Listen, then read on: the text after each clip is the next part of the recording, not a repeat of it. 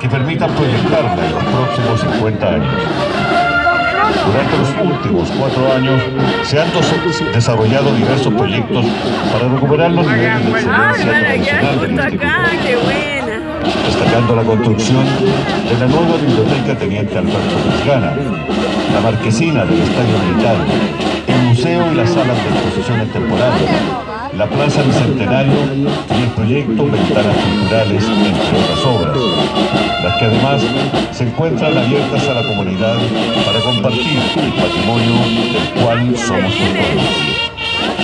Poner a disposición de los chilenos el patrimonio que el Estado entrega bajo nuestra administración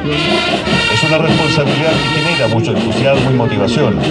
Así, nuestra Escuela Militar pone a disposición de la ciudadanía la biblioteca, el museo, los recorridos turísticos semanales, eventos culturales masivos y la apertura de nuestras puertas para los días del patrimonio cultural de Chile, tal como lo hace nuestro ejército con sus sitios históricos a lo largo del país. Con este programa de acercamiento se busca lograr el reconocimiento por parte de la sociedad chilena del rol fundamental que ha cumplido la Escuela Militar a través de sus 200 años de vida. La Escuela Militar se ubicará a la cabeza del Destacamento de Honor, integrado por las otras escuelas matrices de las Fuerzas Armadas y Carabineros, quienes se unen en esta tradicional ceremonia